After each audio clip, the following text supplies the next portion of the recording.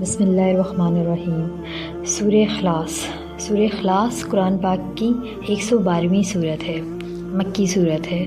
سورہ اخلاص کا نام محض نام ہی نہیں بلکہ اس کا مضمون کا عنوان بھی یہی ہے، کیونکہ اس میں خالصتاً توحید کو بیان کیا گیا ہے۔ جو شخص اس کے پیغام کو سمجھ کر ایمان لے آیا وہ شرک سے بچ گیا۔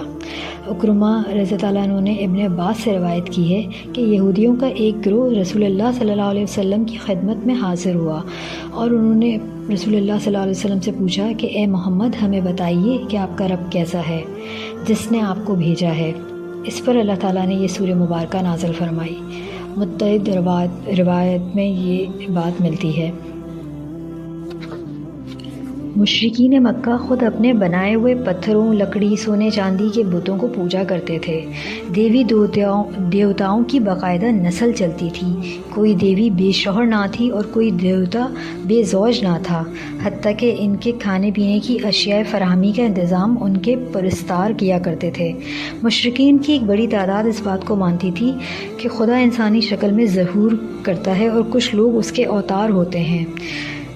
عیسائی اگرچہ ایک خدا کو مانتے تھے مگر ان کا خدا ایک بیٹا بھی رکھتا تھا اور باپ بیٹے کے ساتھ خدائی میں روح القدس کو یعنی جبریل امین علیہ السلام کو بھی کچھ حصے دار ٹھہراتے تھے۔ یہودی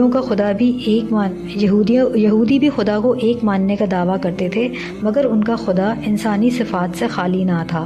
وہ ایک عدد بیٹے عزیر علیہ السلام کا باپ بھی تھا،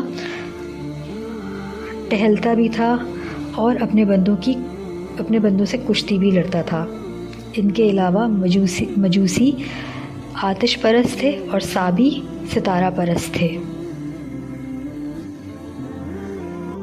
قرآن کریم کے لفظ عہد کا ترجمہ کرنے کی کوشش کی گئی ہے، لیکن صرف ایک لفظ اس لفظ کے پورے معنی کو ظاہر نہیں کرتا۔ ہر لحاظ سے ایک ہونے کا مطلب ہے کہ اس کی ذات اسی طرح کی ہے کہ اس کے نہ اجزاء ہیں، نہ حصے ہیں اور نہ اس کی صفات اور کسی اور میں پائی جاتی ہیں۔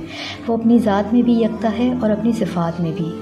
اسی طرح سے قرآن مجید کے لفظ الصمد کا ترجمہ بھی اردو کے کسی ایک لفظ کے برابر نہیں ہو سکتا۔ لغوی معنوں میں اس کی بے انتہا وسعت ہے، جس کو 2-3 لفظوں میں یا جملوں میں نہیں سمویا جا سکتا۔ حضرت علی کے مطابق صمد وہ ہے جس سے بالا تر کوئی نہ ہو۔ حضرت عبداللہ بن مسعود رضی اللہ عنہ کے مطابق وہ سردار جس کی قیادت کامل ہو اور انتہا کو پہنچی ہو۔ حضرت ابن عباس رضی اللہ عنہ کا ایک قول ہے کہ صمد وہ ہے جس کی طرف لوگ کسی بلا یا مصیبت کے نازل ہونے کے بعد مدد کے لیے رجوع کرتے ہیں۔ حضرت ابو ہریرہ رضی اللہ عنہ کہتے ہیں وہ جو سب سے بے نیاز ہو اور سب اسی کے محتاج ہوں۔ یہ ان لوگوں کی ترتیب ہے جو فرشتوں کو اللہ کی بیٹیاں کہتے ہیں، یا سیدنا عیسیٰ ابن مریم علیہ السلام یا سیدنا عزیر علیہ السلام کو اللہ کا بیٹا قرار دیتے ہیں، یا مشرکوں کا نظریہ انسانوں کی طرح خداؤں کی بھی کوئی جنس ہوتی ہے۔ اسی طرح قرآن کریم کے لفظ کفواً کا ترجمہ کرنے کی کوشش کی گئی ہے کہ بے نظیر، ہم رتبہ، مساوی۔